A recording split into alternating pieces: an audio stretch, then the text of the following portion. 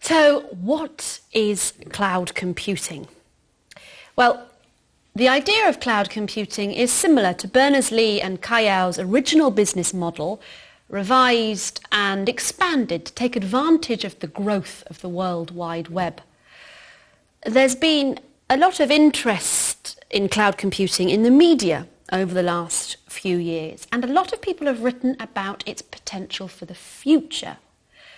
However, there's still some debate about what cloud computing is exactly.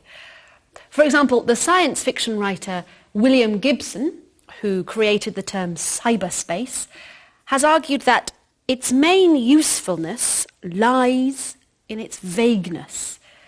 In other words, the term cloud is useful precisely because it's not exactly clear what the cloud is, and to try to define it too exactly would be impossible. And Larry Ellison, the co-founder of the computer company Oracle, has argued that cloud computing is simply a term to describe everything we already do. Now, of course, both Gibson and Ellison are right. The cloud is everything the web does, and so it has to be vague. Otherwise, it would be inaccurate. Okay? So, if we don't know exactly what cloud computing is, why is everyone so interested in it? Well, for businesses, there are a number of advantages. Firstly, cloud computing allows a computer user to have additional capacity beyond their existing capabilities. For example, they can get access to software, to data and extra storage space on a needs basis, or when they need it. How does that work?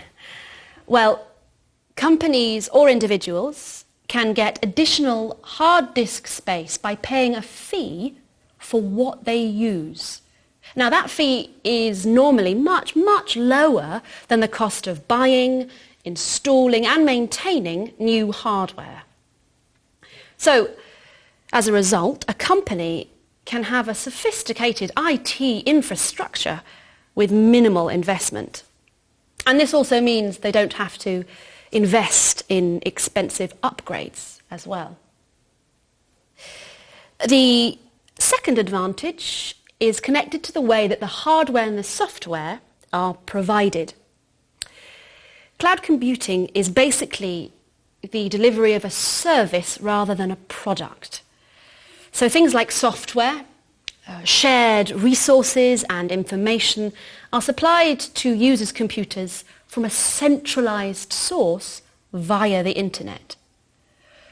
Think of it like electricity or gas, say, or other utilities like your water supply. What I mean by this is, at the moment, most traditional standalone systems rarely use more than 20% of their available capacity. So many users, especially businesses, are buying products that are much bigger than they really need. It's a bit like every street having their own electricity system. In other words, it's very inefficient. So, a clear advantage of cloud computing is that it offers a much more efficient use of resources. For example, it allows different levels of use depending on how busy you are. So it's greener because there's less waste of resources. And there's normally automatic data protection and backup and recovery as part of the service. So, there are clear advantages and clear economic benefits associated with cloud computing, as well as benefits in terms of efficiency and security. But there are also a number of disadvantages. Firstly, security again. The nature of cloud computing means that all security services are managed externally. So you're trusting a third party, someone you don't know, with your data, and quite possibly quite valuable data. How secure is that? For instance, cloud computing service providers are able to control and monitor communication and data. In other words, they can access your confidential information whenever they want and do what they want with it. There is something called the Cloud Security Alliance, which is an organisation that promotes best practice for security assurances, but it's not a legal code. So the issue of security is a long way from being resolved. Another disadvantage is that users can become too dependent on an external cloud service provider. Let's look at a couple of examples.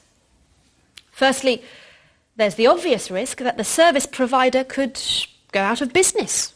Cloud computing is like any other business. It faces the same economic challenges as any company. Secondly, cloud computing providers can have technical problems. And that means that your data may not be accessible when you need it.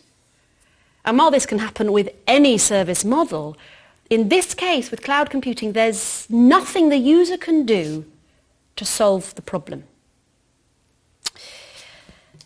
A third issue is cost. And you might think that this kind of service is always going to be cheaper. But it's actually not clear whether it will save users money longer term. Currently, there's a lot of competition for cloud services because it's not the normal model. But one scenario is that as more and more companies change to this model, they'll become more dependent. And as a result, costs are likely to go up, and the fees for additional services are also going to get higher. To put it another way, cloud models tend to make sense only when the user needs a limited range of services for a short period of time, or when their usage is minimal. So, at the moment, cloud computing looks likely to become the normal model for many business users. However, there are certain risks attached around security and reliability. And also, depending on how the business model develops, it's still not clear whether it makes economic sense for the majority of companies.